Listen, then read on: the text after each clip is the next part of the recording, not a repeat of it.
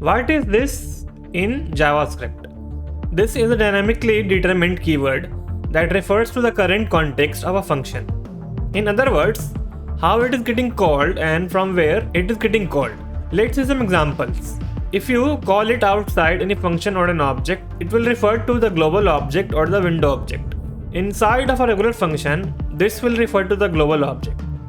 But for arrow functions, they do not have their own this context. They capture the value of this from the context they are defined in. When a function is a method of an object, this refers to the object and its properties.